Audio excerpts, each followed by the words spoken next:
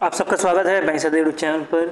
आज जो हम कवर करेंगे माइंड मैपिंग फॉर्म में 25 तारीख का करंट अफेयर्स कवर करेंगे और ये हेल्पफुल रहने वाले सारे कॉम्पिटेटिव एग्जाम्स के लिए, बैंक, एससी, रेलवे सबके लिए हेल्पफुल रहने वाला है। तो मैं आपका दोस्त हीरकनाथ आपको पहले नेशनल बैंकिंग, उसके बाद जो बाकी करंट अफेयर्स है वो पढ़ाऊंगा पूरा का पूरा माइंड मैपिंग से। पहले करंट अफेयर्स में पढ़ते हैं। तो पहला करंट अफेयर्स आ रहा है कि India become host country for international big cat alliance. अब इंटरनेशनल बिग कैट अलायंस क्या है उसके बारे में बाद में पढ़ेंगे, पहले पूरा पूरा न्यूज़ समझते हैं क्या है। बताया जा रहा है कि इंडिया जो है ऑफिशियली डेजिग्नेट हो गया है the host country for the international big cat alliance with signing of a headquarter agreement in new Delhi. और ये एग्रीमेंट किस किस के बीच में हुआ है? ये पी कुमारन जो मिनिस्ट्री ऑफ एक्सटर्नल अफेयर्स है इनके द्वारा हुआ है, उसके साथ जो डॉक्टर एचपी यादव है जो कि डायरेक्टर जनरल है इंटरनेशनल बिग कैट अलायंस के, ये दोनों के बीच में एक हेडक्वार्टर एग्रीमेंट साइन हुआ है। अब इस हेडक्वार्टर एग्रीमेंट के अंदर बोला गया है कि इंडिया जो है वो होस्ट कर रहा है इंटरनेशनल बिग कैट अलायंस, और ये जो बिग कैट अलायंस है इसका हेडक्वार्टर आपको दिल्ली में मिलने वाला है। अब इसके बारे में पढ़ते हैं क्या है ये international big cat alliance. International big cat alliance के अंतर्गत टोटल 7 प्रोटेक्टेड बिग कैट्स आते हैं, जैसे कि tiger, lion, leopard, snow leopard, cheetah, jaguar और पुमा। तो ये 7 जो आपको नाम दिख रहे होंगे बिग कैट्स, ये सारे के सारे जो हैं या तो इंडेंजर्ड है या तो नियर टू थ्रेटन में है, मतलब खत्म होने के तादाद में है। तो इनको प्रोटेक्ट करने के लिए एक इंटरनेशनल बिग कैट अलायंस बनाया गया था और इसकी जो हेडक्वार्टर आपको अभी के टाइम पे न्यू दिल्ली में मिलने वाली है। इंडिया ऐसा नहीं है कि सिर्फ जगह दे दिया और हो गया, इसके साथ बोल रहे हैं कि इंडिया जो है वो सपोर्ट भी करेगा 150 करोड़ रुपए का। मतलब गवर्नमेंट ऑफ इंडिया बोल रहा है कि गवर्नमेंट ऑफ इंडिया 150 करोड़ रुपए जो है डालेगा 2023 से लेकर 2029 तक, कि जो इंटरनेशनल बिग कैट अलायंस है इसका हेडक्वार्टर बन पाए न्यू दिल्ली में। इसके लिए बन पाए उसके लिए फंडिंग तो दे ही रहा है इंफ्रास्ट्रक्चर के लिए, उसके साथ कि उसका जो ऑपरेशन है उसके लिए भी दे रहा है, उसके साथ कॉर्पस क्रिएशन करने के लिए भी दिया जा रहा है। मतलब टोटल बात करें कि गवर्नमेंट जो है हेडक्वार्टर पूरा का पूरा सेल्फ सफिशिएंट बन पाए उसी के लिए जो है 150 करोड़ रुपये इन्वेस्ट करने जा रहा है, जिसके अंतर्गत बोला गया है कि जो भी इंटरनेशनल बिग कैट अलायंस के जो स्टाफ होंगे उनको प्रिविलेंस एंड इम्यूनिटी भी दी जाएगी। कैसे काम करना है उसके लिए प्रिविलेंस और इम्यूनिटी भी दी जाएगी, जैसे यूएन में दिया जाता है या वर्ल्ड बैंक में दी जाती है, ठीक है। तो उनके जैसे काम में कोई रुकावट ना आए उसके लिए उनको इम्यूनिटी और फिर प्रिविलेंस भी दी जाएंगी, ठीक है। उसके साथ ही जो लीगल प्रोविजन है वो भी मतलब पता होगा कि लीगल प्रोविजन हमारे इंडिया में कितना मुश्किल है, तो वो सब भी स्मूदर होने के लिए भी एक तरह से ऑपरेशन फ्रेमवर्क लॉन्च किया गया है बाय गवर्नमेंट ऑफ इंडिया, ठीक है। तो बिग कैट अलायंस के बारे में बात करें तो जो इंटरनेशनल बिग कैट अलायंस है इसको लॉन्च किया गया था 9 अप्रैल 2023 में by prime minister Narendra Modi, और इसको मैसूर कर्नाटका में लॉन्च किया गया था। और इसको लॉन्च किया गया था अंडर प्रोजेक्ट टाइगर @50। @50 का मतलब क्या हो गया? 50 साल जब टाइगर प्रोजेक्ट के हो गए उस समय जो है इसको लॉन्च किया गया था। तो इसका मतलब टाइगर प्रोजेक्ट कब लॉन्च किया था बताइए? टाइगर प्रोजेक्ट कब लॉन्च किया गया था इसका आंसर दीजिए। टाइगर प्रोजेक्ट बताना है आपको, ठीक है। उसके साथ आपको एलिफेंट प्रोजेक्ट भी बताना है कि एलिफेंट प्रोजेक्ट कब लॉन्च किया गया था, सोचिए। तो टाइगर प्रोजेक्ट के बारे में चलो मैं टाइगर प्रोजेक्ट के बारे में बताता हूँ। टाइगर प्रोजेक्ट जो है 1973 में लॉन्च किया था, ठीक है। तो 50 साल पीछे जाओगे तो 1973 मिलेगा। और एलिफेंट प्रोजेक्ट कब लॉन्च किया था इसको आप कमेंट सेक्शन में बताना, ठीक है। तो ये जो है एक तरह का ट्रीटी बेस्ड गवर्नल ऑर्गेनाइजेशन होने वाला है और इसके हेडक्वार्टर मैंने आपको ऑलरेडी बताया कि न्यू दिल्ली में है। इसके बाद इसको जो है सपोर्ट किया जाएगा नेशनल टाइगर कंजर्वेशन अथॉरिटी के द्वारा। तो नेशनल टाइगर कंजर्वेशन अथॉरिटी है इसको सपोर्ट करेगी और मिनिस्ट्री ऑफ एक्सटर्नल अफेयर्स जो है वो सारा का सारा रिकॉर्ड और डॉक्यूमेंट संभालने का काम करेगी इंटरनेशनल बिग कैट अलायंस का, जिसकी वजह से जो मिनिस्ट्री ऑफ अलायंस है, मिनिस्ट्री ऑफ एक्सटर्नल अफेयर्स है, इनको एक्ट कर रहे हैं एज अ ट्रीटी डिपॉजिटर। तो ट्रीटी डिपॉजिटर का काम कर रहे हैं, जिसकी वजह से ये जो है जो भी रिकॉर्ड्स या डॉक्यूमेंट्स हैं एग्रीमेंट्स के ये संभालने का काम रहने वाला है इनका, ठीक है। नेक्स्ट चलते, नेक्स्ट आ रहा है गवर्नमेंट ऑफ इंडिया की तरफ से, या तो प्राइम मिनिस्टर नरेंद्र मोदी जी अभी विजिट में थे, कहाँ पे? उत्तर प्रदेश में, ठीक है। तो उत्तर प्रदेश के विजिट में थे तो इन्होंने GI टैग सर्टिफिकेशन दी है 21 ट्रेडिशनल प्रोडक्ट को फ्रॉम उत्तर प्रदेश। देखो यार 21 प्रोडक्ट को एक साथ ही जो है GI टैग दे दिया गया है। अब GI टैग क्या रहता है? GI टैग एक कोई प्रोडक्ट जो स्पेसिफिक जगह में बनता हो या उगता हो उसको जो है GI टैग दिया जाता है। जैसे बनारस की बात करें तो बनारसी साड़ी को जो है GI टैग मान सकते हो। वैसे ही दार्जिलिंग में क्या फेमस है, दार्जिलिंग टी फेमस है, तो दार्जिलिंग में टी फेमस है तो उसको कोई कॉपी करेगा तब भी वो दार्जिलिंग का ही माना जाएगा, ऐसा कोई कॉपी नहीं कर सकता। मान सकते एक साइड कॉपीराइट दे दिया है, ठीक है, तो उसको जो है जीआई टैग इंडिकेशन दी जाती है कि जो कल्चर है, हेरिटेज है, उसको बचाया जाए, तो उसके अगेंस्ट में जो है जीआई टैग दी जाती है। और अब प्राइम मिनिस्टर नरेंद्र मोदी जी अभी उत्तर प्रदेश के विजिट में थे, जहाँ पे 21 जीआई टैग दिए, उसमें से कुछ इंपॉर्टेंट जीआई टैग जो कि आपको एग्जाम्पल याद रखनी है, जैसे बनारसी सेनाई जो है इसको जीआई टैग दिया गया, उसके बाद तबला, उसके साथ भरवन मिर्च, ये सबको जो है एज अ जीआई टैग दिया गया। 3 जीआई टैग याद रखो, 21 के 21 तो याद रखना पॉसिबल नहीं है, 3 याद रखो। उसमें से याद रखना है कि जो बनारसी सिंगाई है, इसको जो है रमेश कुमार ने जो है जो कि बनारस से आते हैं, ठीक है, इनकी वजह से जो है मिला है, ठीक है, तो इनकी वजह से मिला। और अगर बात करें अभी टोटल उत्तर प्रदेश में जो है जीआई टैग अब टोटल हो गए 77 प्रोडक्ट्स के लिए, और ये सबसे ज़्यादा जीआई टैग है हमारे इंडिया में। अब तक तमिलनाडु था जो कि 69 पे था, और अब तमिलनाडु को सरपास करके उत्तर प्रदेश लीड कर रहा है जीआई टैग में। तो इसमें लिखा आया होगा, आपको मिल जाएगा, Uttar Pradesh now lead India GI tag with 77 product surpassing जो तमिलनाडु वाला 69 प्रोडक्ट्स था उसको, ठीक है। तो अगर जीआई टैग के बारे में बात करें तो first ever GI tag certification दी गई है 21 प्रोडक्ट को एक साथ ही, ठीक है। इससे पहले अगर बात करें तो 2003 में जो है ऐसा कुछ बड़ा सा कुछ ऐसा दिया था, एक इतने सारे जीआई टैग्स, और अब ये पहली बार ऐसा किया जा रहा है। और बात करें वाराणसी को, तो वाराणसी के पास अकेला वाराणसी ऐसा है जिसके पास 32 जीआई टैग्स है, जिसकी वजह से GI tag hub of India भी बोला जा रहा है वाराणसी को, ठीक है। ये भी पॉइंट याद रखना है, एग्जाम के लिए बहुत इंपॉर्टेंट है, ठीक है। और जीआई टैग करता है क्या, जैसे मैं आपको ये बताया कि जीआई टैग पहले बताएगी लोकल आर्टिस्ट, फिर ट्रेडिशनल क्राफ्ट, और फिर कल्चरल हेरिटेज प्रोटेक्शन जो है देता है जीआई टैग। नेक्स्ट चलते हैं, नेक्स्ट फर्स्ट न्यूज़ के ऊपर बढ़ते हैं। जितने फर्स्ट न्यूज़ उसको एक के बारे में ख़त्म करते हैं कि कनाडा का गवर्नमेंट जो है, या कनाडा का जो है फर्स्ट स्टेट बनी है जिन्होंने विलेज लेवल एंटीक्वी सर्वे किया है, ठीक है। तो कनाडा का गवर्नमेंट ने जो है कनाडा गवर्नमेंट ने क्या किया, कनाडा गवर्नमेंट ने जो है सर्वे की है विलेज लेवल एंटीक्वी, ठीक है, जिसके से कनाडा का जो है पहली स्टेट बन चुकी है हमारे इंडिया में क्योंकि विलेज लेवल एंटीक्वी सर्वे की गई है। इसके बारे में पूरा न्यूज़ कवर करें तो उसके मिलेगा आपको, कनाडा का to become first state to complete village level antiquity survey. इस पर कनाडा का के बारे में बात करें तो इसके जो ये सर्वे हुआ था इसके अंतर्गत बोला गया था कि ये जो मोनूमेंट है उसको डॉक्यूमेंट्स उसको संभाल कर रखेगी, उसके साथ जो इंस्क्रिप्शन है उसको संभाल कर रखेगी फॉर बेटर कंजर्वेशन। तो ये मोनूमेंट हो गया, इंस्क्रिप्शंस हो गई, जो हिस्ट्री के जो एंटीक्यूज़ हैं इनको जो है संभाला जाएगा, और इसको जो है विलेज लेवल सर्वे करते हुए पूरा का पूरा कंप्लीट किया गया है, जिसके से इंपॉर्टेंट बन जाता है क्योंकि ये फर्स्ट न्यूज़ के अंतर्गत आता है। इसके बारे में बात करें तो इसको लीड कर रहे हैं बाय डिपार्टमेंट ऑफ आर्कियोलॉजिस्ट, उसके साथ म्यूजियम एंड हेरिटेज, तो ये सारे के सारे इसको लीड कर रहे हैं, और इनका गोल यही रहने वाला है एक तरह का comprehensive inventory banana for cultural and heritage historical acid across all village. जितने भी विलेज हैं वहाँ पे एक कॉम्प्रिहेंसिव इन्वेंटरी बनाने का काम रहने वाला है कर्नाटक का गवर्नमेंट का। तो ये क्या करने वाला है कि हर एक विलेज में जो है एक तरह से जो मोनूमेंट्स है या तो जो इंस्क्रिप्शन है उसको संभालने का काम करेंगे। अगर उस विलेज में अगर वो इंस्क्रिप्शन या मोनूमेंट मिलता होगा तो वहीं पे जो है उसका इन्वेंटरी भी बनाया जाएगा, ठीक है, कॉम्प्रिहेंसिव इन्वेंटरी भी बनाया जाएगा।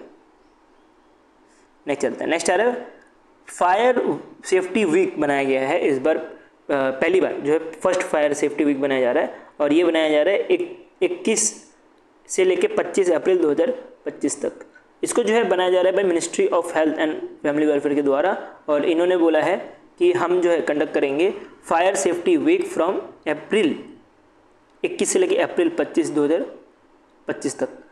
और इसमें क्या रहेगा कि इसमें बताया जाएगा कैसे जो है हम अपना अवेयरनेस और प्रिपेयरनेस कर सकते हैं फायर और इलेक्ट्रिसिटी सेफ्टी में, ठीक है, कैसे हम बूस्ट कर सकते हैं हमारा awareness and preparedness for fire and electricity safety के लिए, ठीक है। तो ये फर्स्ट एवर हो रहा है जिसके से इंपॉर्टेंट बन जाता है, और ये वीक के अंदर आता है इसके लिए भी इंपॉर्टेंट बन जाता है, ठीक है। तो इसके बारे में बात करें तो इसे की हाईलाइट्स, आई थिंक ये फर्स्ट एवर है कि नहीं, मुझे थोड़ा सा डाउट है, ठीक है, ये वाले में, लेकिन इसको थोड़ा देखना पड़ेगा। इसको मैं आप जो भी PDF रहेगा उसको मैं अपडेट कर दूंगा। फर्स्ट एवर नहीं भी रहेगा तब भी इंपॉर्टेंट न्यूज़ में आता है, और कहीं अगर फर्स्ट एवर में नहीं रहेगा तो इसको हम फिर जो इंपॉर्टेंट डेट्स हैं वहाँ पे आपको डाल के दे देंगे, ठीक है, PDF में। इसके बारे में बात करें तो की हाईलाइट्स कुछ कि जो ministry of health and family welfare है इन्होंने पार्टनर किया था स्टेट, UT और सेंट्रल मिनिस्टर के साथ तब जाके जो है ये फायर सेफ्टी वीक की तरह बनाया जा रहा है। और बात करें कि यूनियन हेल्थ सेक्रेटरी जो पनिया जी हैं, पनिया श्रीवास्तवा, ये जो है लीड कर रहे हैं एक तरह से national pledge on fire safety in health sector में भी, जो कि न्यू दिल्ली में हेड कर रहे हैं। ठीक है, तो फायर सेफ्टी जो है हेल्थ सेक्टर में कैसे हो सकते हैं उसके लिए एक नेशनल प्लेज भी लिया गया था 22 अप्रैल को। ठीक है, तो इसको भी आप देख लेना एक बार। और बात करें इसकी इंपॉर्टेंस एग्जाम डेफिनेटली, लेकिन अगर ये फर्स्ट इन न्यूज़ होता तो ज़्यादा इंपॉर्टेंट बनता। अगर ये फर्स्ट इन न्यूज़ नहीं है, मुझे लग नहीं रहा कि फर्स्ट इन न्यूज़ है, आई थिंक एडिटर ने गलत से डाल दिया, तो इसको हम जो है आपको वीकली में जो है प्रोवाइड कर देंगे, इसका जो भी कंटेंट रहने वाला है। नेक्स्ट चलता है, नेक्स्ट आ रहा है world first global carbon tax on shipping. World first global carbon tax on shipping launch किया गया है और इसके अंतर्गत इंडिया और 62 कंट्रीज़ ने इसका जो है एग्रीमेंट साइन किया है। ठीक है, तो इसके बारे में पढ़े तो इंडिया और 62 कंट्रीज़ ऐसी है जिन्होंने अप्रूव किया है world first global carbon tax on shipping 2025 में, अप्रैल 2025 में जो है ये साइन किया गया है। और ये जो डिसीजन मेड हुआ है इसकी वजह से जो कमर्शियल शिपिंग होती है, ठीक है, जो कमर्शियल शिपिंग होती है उसमें जो है ग्लोबल कार्बन टैक्स लगाया जाए। अब ये करने का कारण ये है कि जो शिपिंग की वजह से जो CO2 या तो ग्रीन हाउस इमिशन होता है वो कम से कम हो, उसकी वजह से जो है ये डिसीजन लिया गया है बाय इंडिया और 62 कंट्रीज़ के बीच में। ठीक है, तो the decision was made at the international maritime organisation headquarter London. तो लंदन में एक मीटिंग हो रही थी जहाँ पे ये डिसीजन लिया गया, जिसको बैक करता है यूनाइटेड नेशन। इसके बारे में बात करें कि कौन कौन जो है इसको सपोर्ट कर रहे थे इस एग्रीमेंट को और कौन कौन जो है अपोज कर रहे थे। अब जो सपोर्ट कर रहे थे वो आपको मिलेगा इंडिया, यूरोप यूनियन, उसके साथ China, Brazil, Japan, south Africa, Singapore, ये सब जो है सपोर्ट कर रहे थे। जो अपोज कर रहे थे वो आपको मिलेगा सऊदी अरेबिया, UAE, रशिया और वेनेजुएला। ठीक है, और शिपिंग के बारे में बात करें तो 3% ऑफ द ग्लोबल जो ग्रीन हाउस एमिशन है वो CNG जो शिपिंग है वही करती है। ठीक है, इसमें आपको ये जो अपोज करने वाले हैं ना, इनके नाम थोड़े ज़्यादा ध्यान देने हैं। एग्जामिनर आपको यहाँ से क्वेश्चन पूछता है कि मान लीजिए कि जो world first carbon tax on shipping था उसमें कौन कौन सी कंट्री ने अपोज किया था, या तो कौन कौन से which of the following is oppose ऐसा करके दे देगा। तो उसमें से आपको ज़्यादा से ज़्यादा ध्यान देना रशिया कि रशिया ने जो है इसको अपोज किया। सारे नाम याद रखने हैं लेकिन ज़्यादा ध्यान आपको रशिया में डालना है। अब हम इसके बारे में समझते हैं क्या होता है ये कार्बन टैक्स। कार्बन टैक्स के बारे में समझते हैं, कार्बन टैक्स क्या होता है उसके बारे में पहले समझते हैं। कार्बन टैक्स एक तरह का फी होता है that government charge on companies और इंडिविजुअल्स हु रिलीज CO2 और other harmful green house gas into air. तो एयर में जब भी कभी कोई कंपनी जैसे कुछ भी काम कर रही होती है तो पोल्यूट करती ही करती है, तो उसके बदले में उनको जो है एक तरह से कुछ पैसे देने पड़ते हैं in form of carbon tax government को। ठीक है, तो कार्बन को जो डैमेज कर रहा है उसके अगेंस्ट में कार्बन टैक्स देना पड़ता है कंपनीज को। तो ये पहले जो था वो शिप्स के लिए लागू नहीं था, जो शिपिंग इंडस्ट्री है उसके लिए लागू नहीं था, और अब बोला गया कि ग्लोबली जो है इनको भी टैक्स देना पड़ेगा। अब ये जो नया फ्रेमवर्क इसका कुछ हाईलाइट्स के ऊपर कर लेते हैं चीज़ें। इसे बोला गया कि एडॉप्शन एंड स्कोप, कि जो फॉर्मल एडॉप्शन है इसका पूरा का पूरा जो एडॉप्शन है वो अक्टूबर 2025 से जो है होगा। पूरा का पूरा जो इसका एडॉप्शन है अक्टूबर 2025 से होगा, जो कि एप्लीकेबल होगा जो भी शिप 5000 ग्रॉस टन से ज़्यादा सामान एक जगह से दूसरी जगह लेके जा रहे होंगे, क्योंकि जो भी 5000 ग्रॉस टन से ज़्यादा जो सामान लेके जा रहे होते हैं वो 85% ऑफ CO2 एमिशन करते हैं, जिसकी वजह से इनके ऊपर जो है ये लगने वाला है। और ये पूरा का पूरा जो इम्प्लीमेंटेशन होने वाला है कार्बन टैक्स का वो होगा 2028 से, अभी स्टार्ट नहीं होने वाला। इसके ऊपर अभी इन्होंने बात रखी है और इसके ऊपर कितना पैसे लगने ये सारी बात करेंगे। उसका 2028 तक जो है ये लागू होने वाला है कार्बन टैक्स का इम्प्लीमेंटेशन। और ship must use clean fuel और पे बोला गया कि अगर या तो क्लीन फ्यूल यूज़ कर लो या तो $100 100 से लेके तो 380 पर टन ऑफ CO2 के हिसाब से दो गवर्नमेंट को, मतलब जो UN है इसको देने के लिए बोला गया। ठीक है, अब ये आने के बाद, ये रूल आने के बाद क्या करेगी, सिर्फ जो है ज़्यादा से ज़्यादा क्लीन फ्यूल की तरफ जाएगी। ठीक है, तो ज़्यादा से ज़्यादा क्या करेगी, ज़्यादा से ज़्यादा क्लीन फ्यूल की तरफ जाएगी। अभी जो फ्यूल यूज़ करती है जिसमें उनको जितना CO2 वो इंजेक्ट करती है उसके हिसाब से उनको पैसे देने पड़ेंगे। अब मान लीजिए कोई एक शिप है, मान लेते हैं कोई एक शिप है जो कि प्रोड्यूस करती है मान लेते हैं कि 50 टन ऑफ CO2 प्रोड्यूस करती है। तो 50 टन मल्टीप्लाई बाय अगर 100 कर देते हैं तो $5000 जो है वो UN को देना पड़ेगा, अगर रूल्स के हिसाब से चले, जो अभी नया अमेंडमेंट आया है इसके हिसाब से। तो अब क्या करेगी शिप, ज़्यादा से ज़्यादा ट्राई करेगी हम जो है क्लीन फ्यूल की तरफ जाए और हमारा जो पैसा है वो बचे। तो इसी वजह से ये टैक्स लगाया जाता है बाय द गवर्नमेंट, और इसकी वजह से जो भी शिप इंडस्ट्री है वो भी थोड़ा मतलब ग्रीन एनर्जी की तरफ जाएगी, इसके से ये चीज़ की गई है। अभी कुछ सिग्निफिकेंस देखते हैं कि जो लीगल ब्लेंडिंग फ्रेमवर्क है ये सबके लिए एप्लीकेबल होगा, अनलाइक जो पेरिस एग्रीमेंट था जिसके अंतर्गत जो शिपिंग को जो है एक्सक्लूड किया गया था। ठीक है, तो ये शिपिंग इंडस्ट्री के लिए भी एप्लीकेबल है। लेकिन पेरिस एग्रीमेंट के बारे में बात करें तो पेरिस एग्रीमेंट 2015 में साइन किया गया था, जिसके अंतर्गत बोला गया था कि सारे कंट्री जो ग्लोबल एवरेज है 1.5 डिग्री सेल्सियस उससे जो है कम करने की ट्राई करी, जो प्री इंडस्ट्रियल टेम्परेचर था उससे। ठीक है, तो अब तक तो लग नहीं रहा कि ये पॉसिबल है जितना हमने एम किया था, बट देखते हैं फ्यूचर में क्या होता है। मुझे लगता नहीं था कि जो हम पेरिस एग्रीमेंट साइन किए थे सारे कंट्रीज़ में फॉलो हो पा रहा है। और ये बोला गया था कि पेरिस एग्रीमेंट में जो शिपिंग इंडस्ट्री है वो इसमें एक्सक्लूड रहेगी। लेकिन अब जो नया रूल आया है वर्ल्ड का पहला कार्बन टैक्स ऑन शिपिंग, इसमें लीगली जो है फ्रेमवर्क के अंतर्गत इनको रखा गया है। ठीक है, अब लीगली रखने की वजह से इनके ऊपर जो है पूरी की पूरी जिम्मेदारी आ जाती है कि जो भी पैसा है वो पे करना, नहीं तो उनके ऊपर जो भी लीगल एक्शन हो सकते हैं। ठीक है, तो उनके ऊपर कोई भी अगर लीगल एक्शन हो तो वो भी इनके ऊपर हो सकते हैं। अब ऐसा बोला जा रहा है कि कुछ 30 से लेकर 40 बिलियन जो है एक्सपेक्टेड है जो रेवेन्यू जो है जनरेट होगा एज अ $, 2030 तक। और ये यूज़ किया जाएगा कि जो शिपिंग का डीकार्बनाइजेशन के लिए, कि शिपिंग जो है वो डीकार्बनाइज हो पाए उसके लिए जो है इसको यूज़ किया जाएगा। टारगेट है कि 10% जो है कट किया गया है बाई 2030, क्योंकि पहले जो गोल था इंटरनेशनल जो मरीन टाइम ऑर्गेनाइजेशन है उनका कि बिलो 20% गोल था पहले। ठीक है, तो बोला गया था कि 20% से जो है 20% तक जो है या 20% के आसपास जो है शिपिंग का जो है CO2 कट होना पड़ेगा, बट अब इसको बढ़ा के 10% कर दिया गया है। ठीक है, तो 10% कट करने के लिए बोला गया है शिपिंग इंडस्ट्री को। अब मान लीजिए कोई शिप है जो कि 20% जो है अगर एमिशन करती थी तो अब उसको 2% कम करने के लिए ऐसा कुछ बोला गया, 10% अगर माइनस कर दे इसके हिसाब से। ठीक है, तो छोटा सा न्यूज़ है जो कि लेसन पॉइंट में आता है। नहीं चलते लॉन्च के ऊपर चलते हैं। तो एक प्रोजेक्ट लॉन्च किया गया जिसका नाम रखा है भारत प्रोजेक्ट।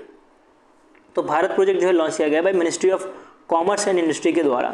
तो इसके बारे में बात करें तो ministry of commerce and industry कौन है? पीयूष गोयल जी। तो पीयूष गोयल जी ने इसको लॉन्च किया है और इसको ऑर्गेनाइज किया गया है यूर स्टोरी के द्वारा। यूर स्टोरी क्या है? एक तरह का इंडिया का डिजिटल मीडिया प्लेटफॉर्म है जहाँ पे जो बड़े बड़े जो CEOs रहते हैं या बड़े बड़े जो काम करते हैं उनके ऊपर पूरी पूरी स्टोरी लिखी जाती है। क्या गोल होने वाला है भारत प्रोजेक्ट का? भारत प्रोजेक्ट का गोल होने वाला है कि 1 मिलियन एंटरप्रेन्योर जो भी हैं उनको एम्पावर करेगा टायर 2 टायर 3 या तो रूरल इंडिया में। ठीक है, तो टायर 2 और टायर 3 के बारे में बात करें या रूरल इंडिया के बारे में बात करें तो यहाँ पे कोई फोकस नहीं करता। कोई भी जो भी ये एंटरप्राइज रहते हैं यहाँ से जो आते हैं इनके कोई फोकस नहीं करता। मोस्टली फोकस रहता है जो सिटीज़ रहती है, जैसे बेंगलोर हो गया, मुंबई हो गया, या टायर 1 जो सिटीज़ रहते हैं उसमें ज़्यादा से ज़्यादा इन्वेस्टर्स फोकस करते हैं। और रूरल एरिया में फोकस नहीं करते, जिसके से एंटरप्राइज जो रहते हैं जो रूरल एरिया या टायर 2 टायर 3 में आते हैं वो उधर ही रह जाते हैं। तो इसी से ये भारत प्रोजेक्ट लॉन्च किया गया है by ministry of commerce and industry, जिसके अंतर्गत टोटल 5 पिलर बोले गए हैं। हम उसको एक एक करके डिटेल में पढ़ते हैं। पहला तो बोला गया है, थोड़ा सा जूम आउट कर दूँ इसको सही रहेगा ना। पहला बोला गया है कि को पायलट फॉर द एंटरप्राइज। तो जो भी एंटरप्रेन्योर है उनके लिए एक AI based mobile first platform बनाया जाएगा, जिसके अंतर्गत जो भी एंटरप्राइज है उनको स्टार्टअप गाइडेंस दी जाएंगी। उसके साथ लर्निंग मेंटरशिप सक्सेस स्टोरी वो जो है रहेगी दोनों लैंग्वेज में, मतलब हिंदी और इंग्लिश दोनों लैंग्वेज में जो है ये AI based mobile first platform रहने वाला है जो कि स्टार्टअप को गाइडेंस देने का काम करेगी। नेक्स्ट बोला गया कि एजुकेशन एंड अपस्किलिंग भी होगी, जिसके अंतर्गत डिस्ट्रिक्ट लेवल या तो स्टेट लेवल पे जो है एक्टिवेशन होगी व्हाट्सएप के थ्रू, जिसकी वजह से जो भी एंटरप्राइज है वो व्हाट्सएप के थ्रू जो है चीज़ें सीख पाए, कैसे जो है एंटरप्राइज बना जाए वो सब कुछ सीख पाए।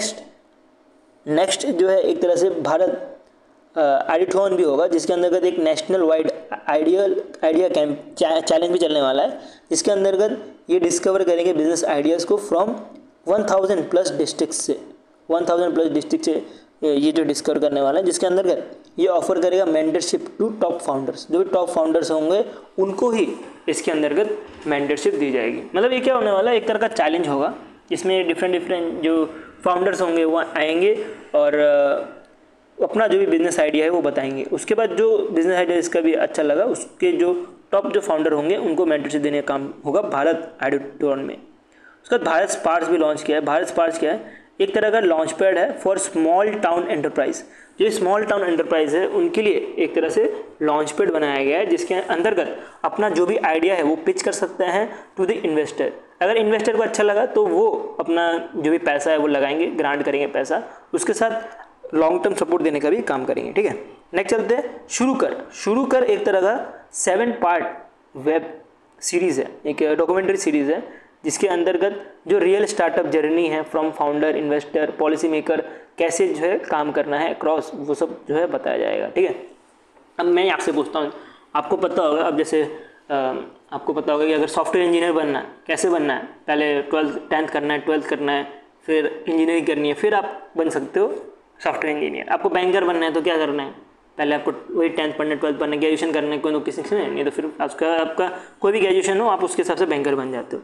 लेकिन अगर बताएं, मैं आपसे पूछूं, आप एंटरप्रेन्योर बनना चाहते हो तो उसमें क्या क्या करना होता है, बट फिर आपको वो सब चीज़ समझ नहीं आएगी कि कैसे क्या करना है। ठीक है, अगर मैं आपको बोलूँगा एंटरप्रेन्योर बनना है तो आपको एक चीज़ समझ नहीं आएगी। तो इसका सिंपल कारण यही है कि हमें नहीं पता कि एंटरप्रेन्योर की जर्नी कैसे रहती है, फाउंडर की जर्नी कैसे रहती है, इन्वेस्टिंग कैसे उठानी होती है, क्या क्या पॉलिसी जो है फॉलो करनी पड़ती है, ये सारी चीज़ें हमें नहीं पता होती। तो उसी के लिए जो है शुरू कर लॉन्च किया, जिसके अंतर्गत एक 7 पार्ट वेब डॉक्यूमेंट्री सीरीज होने वाली है, जिसमें कैसे जो है रियल स्टार्टअप बनते हैं उसके बारे में पूरी की पूरी जो है बातें जो है बताई गई है। ठीक है, नेक्स्ट चलता है, नेक्स्ट न्यूज़ बढ़ते हैं। तो नेक्स्ट न्यूज़ आ रहा है फर्स्ट न्यूज़ में कि चाइना ने लॉन्च किया है फर्स्ट गोल्ड एटीएम के अंतर्गत, जैसे आपने राहुल गांधी का डायलॉग सुना होगा ना, एक जगह से आलू डाला दूसरी जगह से सोना निकलेगा, तो ये उल्टा मशीन है, जहाँ पे आप सोना डालो उसके जगह पे पैसा निकलेगा। ठीक है, तो ये ऐसा कुछ बनाया गया है। और चाइना पता ही है कि अजब गजब कुछ ना कुछ करता ही रहता है, तो इन्होंने ऐसे कुछ अजब गजब कर दिया कि वर्ल्ड का फर्स्ट गोल्ड एटीएम बनाया गया है। एटीएम का फुल फॉर्म भी याद रख लेना, ऑटोमेटेड टेलर मशीन। और इसके बारे में बात करें तो इसको जो है डेवलप किया गया है बस जो चाइना का जो किंगहुड होल्डिंग ग्रुप लिमिटेड है, इनके द्वारा, जो कि चाइना बेस्ड है। ये एक तरह से इंस्टेंट गोल्ड टू कैश। ठीक है, आप गोल्ड डालोगे उसके बदले में आपको पैसा देगा, और विदाउट पेपर वर्क, कोई भी पेपर वर्क इसके अंतर्गत नहीं होगा। कुछ की फीचर्स जो कि लेस इंपॉर्टेंट है, एग्जाम में पूछना बहुत मुश्किल है, तब एक बार देख लेना कि इसमें बोला गया है कि ये एक्सेप्ट करता है गोल्ड 3 किलो का जो वेट रहेगा वो, उसके अंतर्गत मिनिमम 50% प्योरिटी रहनी चाहिए। ठीक है, तभी जो है आपको पैसे मिलेंगे। और कैश जो है transfer directly to the seller bank account within 30 minutes. ठीक है, तो जिस बंदे ने मतलब मान लीजिए जो गोल्ड दे रहा है वो तो सेलर ही होगा ना, तो जो भी बंदा जो गोल्ड देगा उसके बाद जो कैश में जो कन्वर्ट होगा वो in the form of balance के तौर पे मिलेगा बैंक अकाउंट में, ना कि in the form of cash मिलने वाला है। इसको जो है बैंक अकाउंट में मिलेगा, उसका बैंक अकाउंट से जो है पैसे विड्रॉ कर सकते हो। उसका इसमें बोला कि आईडी को रिक्वायरमेंट नहीं है, नहीं पेपर वर्क की रिक्वायरमेंट है। और इसमें फ़ी बोला जा रहा है कि 18 यान या तो 210 रुपये पर ग्राम डिडक्ट किया जाएगा एज अ सर्विस चार्ज। तो इसमें सर्विस चार्जेस भी लगने वाले हैं, ऐसा कुछ कहना है चाइना का। ठीक है, तो चाइना ने मतलब बना तो दिया है बट लूट हर जगह से रहे हैं, ऐसा लग रहा है इसमें। नेक्स्ट चलता है बैंकिंग अवेयरनेस। बहुत इंपॉर्टेंट न्यूज़ आ रहा है यार, इसको बहुत अच्छे से कवर करेंगे। ठीक है, तो इसमें तो टाइम लग सकता है पढ़ाने में, क्योंकि इंपॉर्टेंट न्यूज़ है इसको, तो इसको कवर करता है। आई थिंक इसको मुझे पहले ही पढ़ा देना चाहिए था, बट कोई बात नहीं। तो ये आ रहा है आरबीआई की तरफ से कि आरबीआई ने नया रूल लाया है बैंक लिक्विडिटी पे। तो बैंक लिक्विडिटी में जो लिक्विडिटी कवरेज रेशियो है, इसके ऊपर जो है नया रूल लाया है। तो इसके बारे में पूरा न्यूज़ कवर करता है। तो इसमें आ रहा है रिजर्व बैंक ऑफ इंडिया ने मेड किया है some changes to a rule, जिसको बोला जाता है लिक्विडिटी कवरेज रेशियो। और ये रूल जो लाया जा रहा है वो स्टार्ट होगा 1 अप्रैल 2026 से। कब से चालू होगा? स्टार्ट फ्रॉम 1 अप्रैल 2026 से। ये स्टार्ट होने वाला था वैसे 1 अप्रैल 2025 से। इसका जो है एक्सटेंशन किया गया था, जिसके बारे में मैंने आपको जनवरी में पढ़ाया था। तो इसका एक्सटेंशन हो गया था 2026 में, और होने का कारण यही है कि बैंक को थोड़ा ज़्यादा टाइम मिले अपना जो भी ये लिक्विडिटी कवरेज रेशियो है ये मेंटेन करने के लिए। ये एप्लीकेबल होगा सारे कमर्शियल बैंक्स में, मतलब पब्लिक हो प्राइवेट हो सब में ही एप्लीकेबल होगा। कुछ बैंक्स में एप्लीकेबल नहीं होगा, जैसे कि पेमेंट बैंक हो गया, रिजर्व आरआरबीज हो गए, रीजनल रूरल बैंक्स हो गए, लोकल बैंक्स हो गए। तो यहाँ पे जो है ये एप्लीकेबल नहीं होगा ये रूल्स। बाकी सारे जितने भी कमर्शियल बैंक है, स्मॉल फाइनेंस बैंक है, सबके लिए जो है एप्लीकेबल रहने वाला है। अब आपके मन में क्वेश्चन चल रहा होगा ये लिक्विडिटी कवरेज रेशियो है क्या। अब इसको समझते हैं। लिक्विडिटी कवरेज रेशियो इंश्योर करता है bank can survive tough times even like जब फाइनेंशियल क्राइसिस हो फॉर एटलीस्ट 30 डेज। ठीक है, तो इसमें बोला जाता है कि जो लिक्विडिटी कवरेज रेशियो है इसके अंतर्गत बैंक जो है टफ टाइम में भी जो है सरवाइव कर पाए अगर कुछ फाइनेंशियल क्राइसिस हो जाता है तो कम से कम 30 दिन के लिए। ठीक है, तो बैंक का अगर दिवाली निकल गई तो उस केस में फाइनेंशियल क्राइसिस हो गया तो 30 दिन तक जो है बैंक को सरवाइव करने के लिए कुछ न कुछ पैसा एज अ रिजर्व रखना पड़ता है। तो उसका मतलब क्या हुआ कि bank must keep enough high quality acid, liquid acid. अब ये हाई क्वालिटी लिक्विड एसिड क्या रहता है? हाई क्वालिटी लिक्विड एसिड जैसे कि कैश, सेफ गवर्नमेंट बॉन्ड, ये सब कुछ रखने के लिए बोला गया। अब लिक्विड एसिड का मतलब क्या होता है इसको समझते हैं। एसिड का मतलब पता होगा आपको। एसिड का मतलब क्या होता है? एसिड का मतलब जो कि आपके लिए क्या रहता है, फ़ायदेमंद चीज़ रहती है, जो कि आप कहीं बेचोगे तो आपको उससे आपको पैसा मिलेगा, तो वो एसिड रहता है। और दूसरी टर्म क्या एक रहती है लाइबिलिटी जो आपको लौटाना पड़ता है। ठीक है, एसिड रहता है जिससे आपको पैसे मिलेंगे, लाइबिलिटी जो कि आपको लौटाना पड़ेगा, जो पैसा लेकर रखा वो आपको लौटाना पड़ेगा। तो ये लिक्विड एसिड बोला गया। लिक्विड एसिड मतलब लिक्विड एसिड, इसका मतलब क्या हो गया कि आप इसको जो है जब चाहो तभी कन्वर्ट कर सकते हो। ठीक है, एक छोटा एग्जांपल लेते हैं तो आपको अच्छा समझ आएगा लिक्विड एसिड का। जैसे कि कैश के बारे में बात करें तो कैश आप कभी भी कन्वर्ट कर सकते हो। वैसे बैंक अगर चाहे तो गवर्नमेंट बॉन्ड भी जो है इसको कभी भी कन्वर्ट कर सकते हैं। इसकी जगह पे मान लेते हैं प्रॉपर्टी ले लेते हैं, तो प्रॉपर्टी को बेचने में टाइम लगता है और जल्दी से जल्दी वो लिक्विड नहीं बन पाता। वो एसिड ज़रूर है, प्रॉपर्टी आपके लिए एसिड ज़रूर है, बैंक के लिए एसिड ज़रूर है, लेकिन जब बैंक इसको बेचने जाएगा तो इसको टाइम लगेगा, इसको लिक्विड होने में टाइम लगेगा। तो उस केस में बैंक बोला जाता है उसको लेस लिक्विड एसिड। और जो लिक्विड एसिड रहते हैं, ठीक है, जैसे कि कैश हो गया, गवर्नमेंट बॉन्ड हो गए, ये सबको जो है जल्दी से जल्दी कन्वर्ट किया जा सकता है। और जल्दी से जल्दी मतलब कैश में जो है कन्वर्ट किया जा सकता है, उसी को बोला जाता है हाई क्वालिटी लिक्विड एसिड। और ये पैसा कन्वर्ट करेंगे क्या बैंक? अगर मान लीजिए कि पता होगा CRR ये सब रिजर्व रखना पड़ता है ना बैंक को। ठीक है, तो CRR के अंतर्गत कुछ रिजर्व रखना पड़ता है। तो ये सब रखते क्यों है कि कुछ फाइनेंशियल इशू हो जाए या फाइनेंशियल क्राइसिस हो गए, या जो भी कस्टमर है अगर उनको जल्दी से ज़्यादा पैसा अगर जल्दी से निकाल ले तो बैंक कैसे सर्वाइव कर पाएगी। तो उसी के लिए जो है बोला गया है कि बैंक को हाई क्वालिटी लिक्विड एसिड रखना पड़ेगा, जिसके अंतर्गत अगर किसी वजह से डिस्ट्रेस सिचुएशन आ गया, ठीक है, स्ट्रेसफुल सिचुएशन आ गया, तो उस केस में कस्टमर को जो है वो पैसा पे कर पाए। ऐसा फॉर्मूला देखें तो आपको मिलेगा high quality liquid acid divided by expected cash outflow in 30 days, जो कि मोर देन इक्वल टू 100% होता है। ठीक है, तो इसको छोटा सा एग्जांपल लेते तो आपको अच्छे समझ आएगा ये भी। जैसे बोला है कि एक्सपेक्टेड कैश आउटफ्लो इन 30 डेज। अब मान लीजिए कि बैंक ने सोचा कि इन 30 डेज जो हमारा कैश फ्लो होने वाला है, मान लेते हैं कि 100 करोड़ सोचा। ठीक है, तो 100 करोड़ सोचा तो बैंक को जो है मिनिमम जो high quality acid liquid asset है जिसके अंतर्गत कैश और गवर्नमेंट बॉन्ड आता है, वो 100 करोड़ रुपये रखनी पड़ेंगे मिनिमम। ज़्यादा रखा तो और अच्छा है, 100 की जगह 200 करोड़ हो गया तो 200% हो जाएगा तो ठीक है, लेकिन 100 करोड़ तो मिनिमम रखने पड़ेंगे। किसके अंदर बोला जाता है? लिक्विडिटी कवरेज रेशियो के अंतर्गत बोला जाता है। ठीक है, तो ये 100 करोड़ तो मिनिमम रखने पड़ेंगे, ऐसा कुछ कहना है बैंक का। पर इसमें कुछ रूल्स चेंज किए गए हैं। कैसे रूल्स? कि अब क्या हो गया कि कस्टमर ज़्यादा से ज़्यादा जो पेमेंट है वो मोबाइल बैंकिंग या इंटरनेट के थ्रू करते हैं या UPI के थ्रू करते हैं। आप भी आजकल ज़्यादा से ज़्यादा जो है UPI के थ्रू पैसा पे करते होंगे, जो कि पहले क्या रहता था कि पहले आपको बैंक जाना पड़ता था, फिर उधर आपको फॉर्म भरना पड़ता था, विड्रॉल फॉर्म भरना पड़ता था, फिर आपके पैसे निकलते थे। बट अब क्या हो गया, इंटरनेट आने की वजह से सब चीज़ें आसान हो गई है और जब भी चाहे पैसा जो भी कस्टमर है वो निकाल सकता है। जिसके से बैंक को बोला है कि जो ये LCR है, लिक्विडिटी रेशियो है, इसको मेंटेन करने के लिए, ठीक है, जो ये LCR है जिसमें हाई क्वालिटी लिक्विड एसिड आती है, इसको ज़्यादा से ज़्यादा मेंटेन करना पड़ेगा। नहीं तो अगर जो भी कस्टमर है वो इंस्टेंटली अगर ज़्यादा से ज़्यादा पैसा निकाल दी तो बैंक वो क्राइसिस को फेस नहीं कर पाएगी। तो इसी के से जो RBI ने ये नया रूल लाया गया जिसके अंदर बोला गया bank now assume more chances that customer may quickly withdraw money in a crisis. जब भी पैसे की नीड होगी तो वो फट से पैसे निकाल लेंगे। अब मान लीजिए कोई इमरजेंसी होगी, मेडिकल कोई इशू हो गया किसी कस्टमर को, तो वो फट से जो यूपीआई के थ्रू 5 लाख रुपए निकाल लेगा, ठीक है। तो बैंक के लिए वो एक प्रॉब्लम क्रिएट हो सकता है। तो इसकी वजह से बैंक को बुलाया गया है कि पहले जो आप रेट रखते थे उसको ना रख के आपको अब नया रेट रखना पड़ेगा as per internet and mobile banking के तौर पर, ठीक है।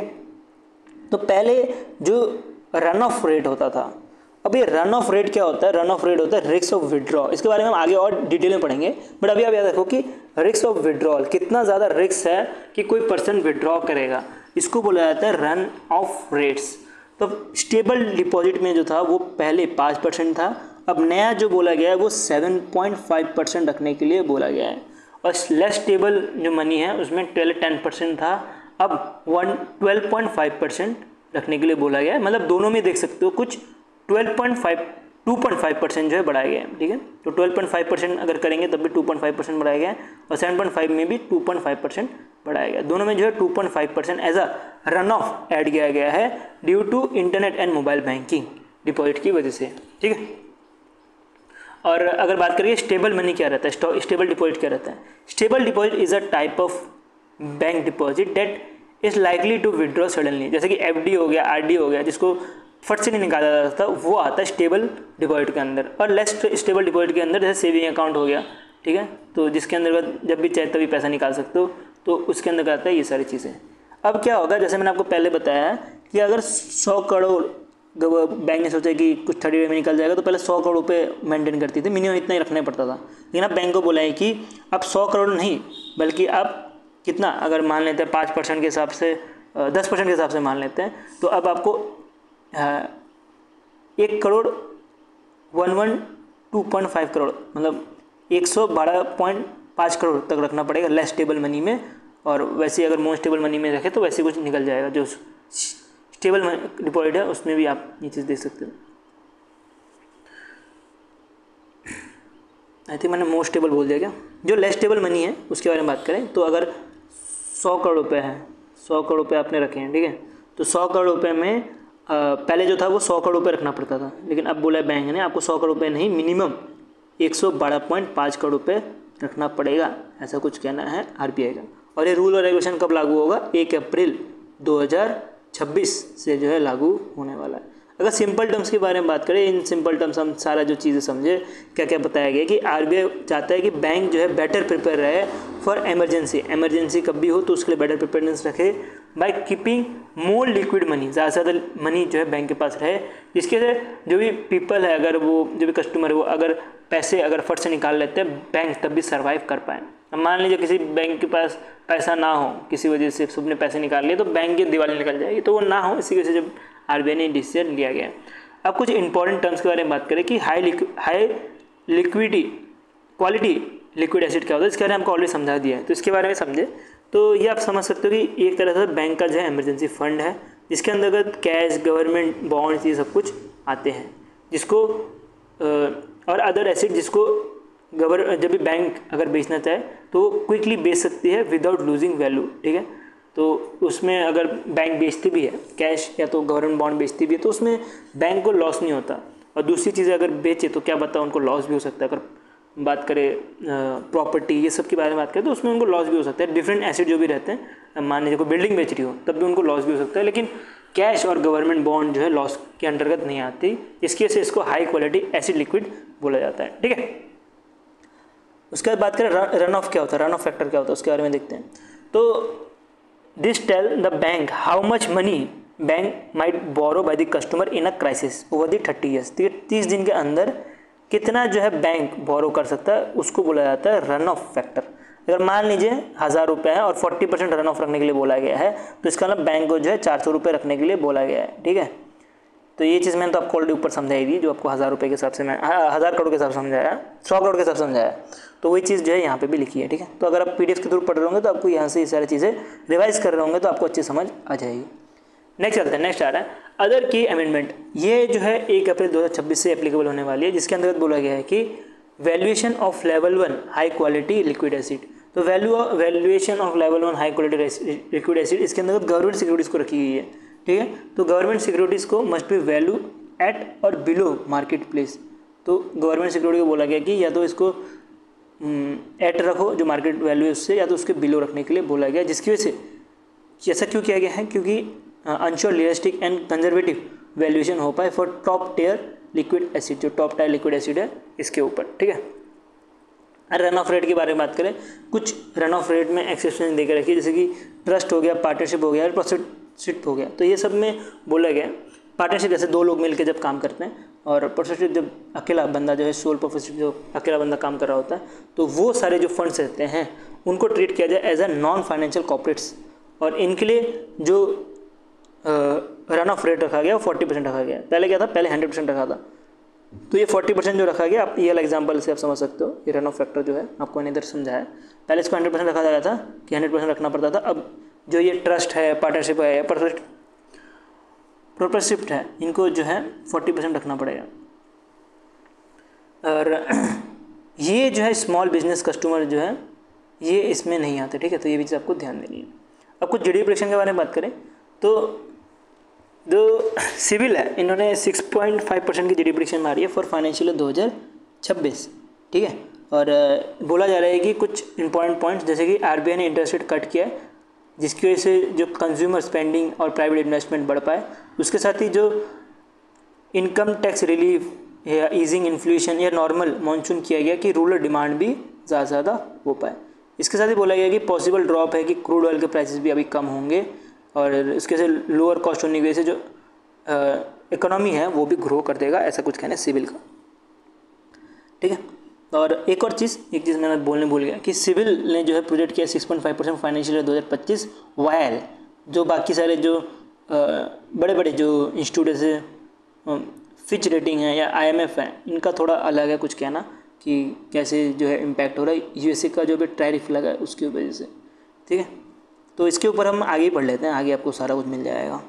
जो फिंच रेटिंग है, इन्होंने जो है रेटिंग रखी है 6.4% और फाइनेंशियल 2026, जिसके अंतर्गत बोला जा रहा है कि फिंच ने जो है इंडिया की जो GDP है, रिवाइज GDP और फाइनेंशियल 2026 वो 6.4% रखी है। जो पहले रखी गई थी वो 6.5% रखी गई थी, अब इसको कम करके 6.4% कर दिया गया है। और इंडिया का जो फॉरकास्ट ओवरव्यू है उसके बारे में बात करें तो फाइनेंशियल 2025 वो 6.2% है, और फाइनेंशियल 2026 वो 6.4% है, और फाइनेंशियल 2027 वो 6.3% है, जो कि अभी तक अनचेंज रखा है। तो ये जितने भी रेट्स हैं वो भी आपको ध्यान देते हुए चलना है, ठीक है। अब ग्लोबल कंसर्न के बारे में बात करें तो ग्लोबल ट्रेड डेफिनेटली जो है वो इफेक्ट हुआ है ड्यू टू जब भी टैरिफ लगाया गया बाय द US, और इसके से बिजनेस इन्वेस्टमेंट और मार्केट पे भी इफेक्ट हुआ है, ऐसा कुछ कहना है फिच रेटिंग का। उसके बाद बोला जा रहा है कि ग्लोबल जो GDP है एक्सपेक्टेड रहेगा बिलो 2% इन 2025, और ये जो है वीकेस्ट है सिंस 2009 का जो क्राइसिस हुआ था, फाइनेंशियल क्राइसिस जब हुआ था उससे भी, ठीक है। फाइनेंशियल क्राइसिस 2008 में हुआ था, उसके बाद जो है पेंडेमिक क्राइसिस हुआ था उसके भी, ठीक है। तो ऐसा कुछ कहना है फिच रेटिंग का। उसके बाद IMF के बारे में बात करें, इंटरनेशनल मॉनेटरी फंड, इन्होंने एक रिपोर्ट निकाला था वर्ल्ड इकोनॉमिक रिपोर्ट। यहाँ पे जो इंडिया की GDP है प्रेडिक्शन मारी गई है वो 6.2% मारी गई है फॉर फाइनेंशियल 2026। जो पहले रखा गया था वो 6.2%, पहले जो रखा गया था 6.5% रखा गया था, और अब जो है 6.2% रखा गया है। और फाइनेंशियल 2027 के बारे में बात करें तो इस पर 6.3% रखा गया है। बोला जा रहा है कि इंडिया जो है मोस्टली ग्रो कर रहा है because of rural private consumption, उसके साथ ही रूरल प्राइवेट कंजम्पशन कैसे ग्रो कर रहा है डिस्प्राइट जो अभी इतना बड़ा जो US का टैरिफ लग रहा है उसकी वजह से भी, ठीक है। तो मतलब कुछ जो रूरल प्राइवेट कंजम्पशन है उसमें कुछ इतना इफेक्ट नहीं हो रहा, जो भी US का जो टैरिफ लग रहा है उसका भी, बस बाकी कंट्री में बहुत ज़्यादा इम्पैक्ट हो रहा है, ऐसा कुछ कहना है IMF का।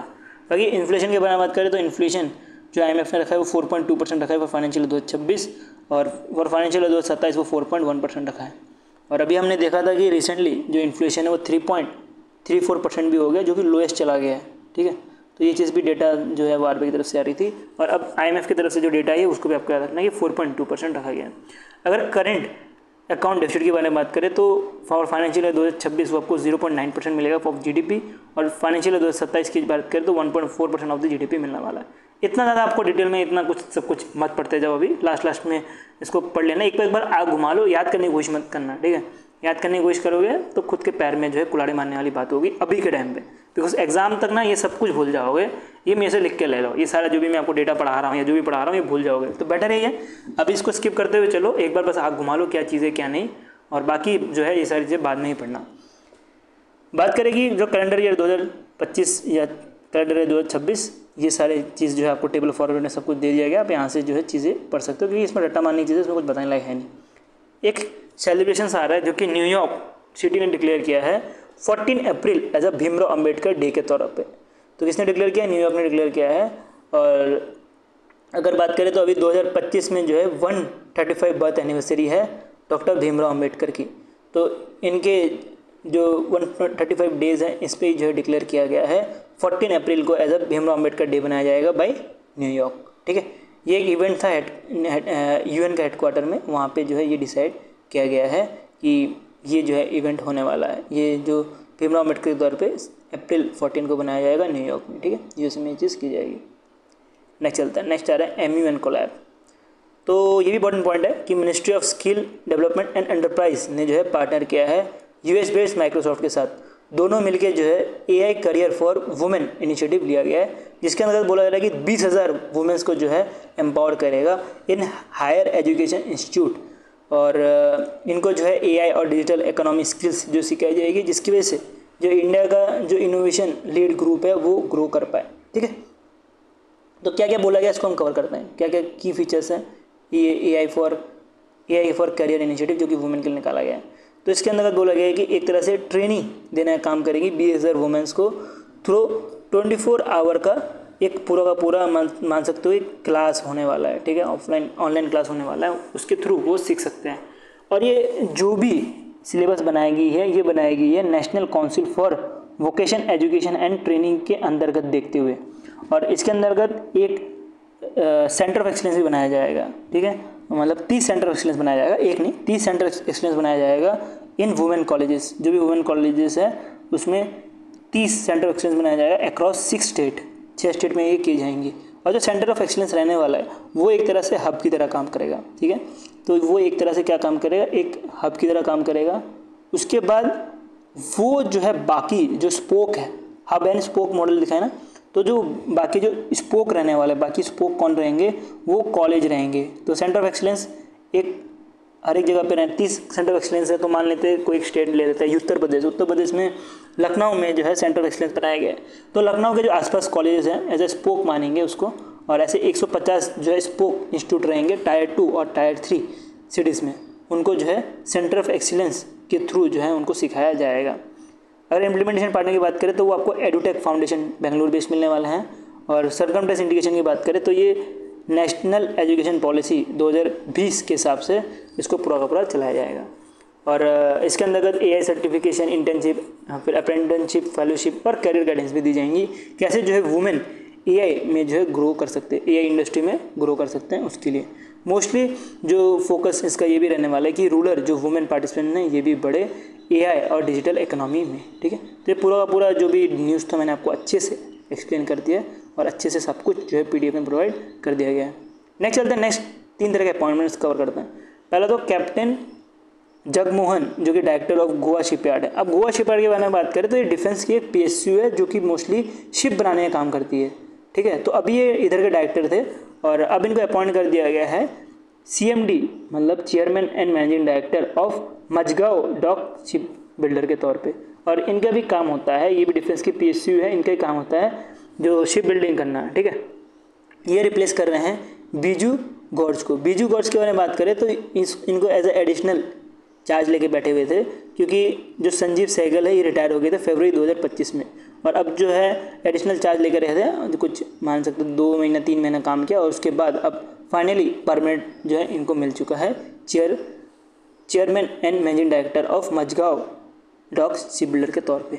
ये अपॉइंटमेंट जो है अप्रूव किया गया था bye appointment committee of cabinet के द्वारा, जिसको चेयर करते फिर खुद प्राइम मिनिस्टर नरेंद्र मोदी जी। तो इन्होंने जो है ये अपॉइंटमेंट पूरा का पूरा दिया है और ये किया गया है under the ministry of defence के अंतर्गत। नेक्स्ट चलते हैं, नेक्स्ट है संदीप सिंह। संदीप सिंह को जो है CEO बनाया गया है, चीफ एग्जीक्यूटिव ऑफिसर बनाया गया है किसका, ट्रिलियन लोन फिनटेक कंपनी का। ये रिप्लेस कर रहे हैं सेनापति जी को। और बात करें कि जो ट्रिलियन फिनटेक है, इनको जो है आरबीआई की तरफ से एज NBFC लाइसेंस मिल चुका है। और अब जो है इसके जो है नए चीफ एग्जीक्यूटिव ऑफिसर जो है वो बनाया गया है संदीप सिंह को, ठीक है। तो ये चीज़ आपको ध्यान देनी है। नेक्स्ट चलते हैं। नेक्स्ट आ रहा है मंगल लाल जट, जो कि डिप्यूटी डायरेक्टर जनरल है ICRISAT, इसका फुल फॉर्म नीचे आपको मिल जाएगा, ठीक है। International crops research institute for semi arid crops. तो इधर जो है एज अ DG काम कर रहे थे, मतलब जो इंटरनेशनली कैसे क्रॉप्स के लिए जो है रिसर्च करते, इस ऑर्गेनाइजेशन के DG के तौर पे काम कर रहे थे, डिप्यूटी DG की तरह काम कर रहे थे। अब जो है इनको अपॉइंट किया गया as a director general of Indian council of agriculture research. और इसके साथ ही इनको ऑफिस भी मिल गया है, मतलब जो भी DG रहता है Indian council of agriculture research का, उनको ऑफिस भी मिल जाता है, मतलब उसके साथ ही उनको ऑफिस दे दिया जाता है secretary of department of agriculture research and education का। तो इसी वजह से इसको एक्स ऑफिशियो बोला जाता है, ठीक है। ऑफिशियो मतलब जैसे कि प्रेसिडेंट रहता है, वाइस प्रेसिडेंट रहता है, ठीक है। तो वाइस प्रेसिडेंट जब बनता है तो वो वाइस प्रेसिडेंट जो बनते हैं वही जो है एक्स ऑफिशियो बन जाते हैं राज्यसभा के चेयरमैन। तो उनको राज्यसभा के चेयरमैन भी अपॉइंट कर दिया जाता है डायरेक्टली। तो वैसे ही है ये चीज़ भी। तो ये जो रिप्लेस करने वाला है मंगल लाल जट, जो है रिप्लेस करने वाला है हिमांशु पाठक को। और इनकी भी जो है अपॉइंटमेंट अप्रूव किया गया है अपॉइंटमेंट कमेटी ऑफ कैबिनेट के द्वारा, जो इसको चेयर करते हैं प्राइम मिनिस्टर नरेंद्र मोदी जी के द्वारा। और इन्होंने जो है 2 तरह के अपॉइंटमेंट दिए गए, एक तो एग्रीकल्चर रिसर्च में, जिसके बारे में हमने ऑलरेडी पढ़ लिया। उसके बाद एडमिनिस्ट्रेशन टैक्स के लिए भी कुछ चेंजेस किए गए, उसके बारे में हम आगे पढ़ते हैं, ठीक है।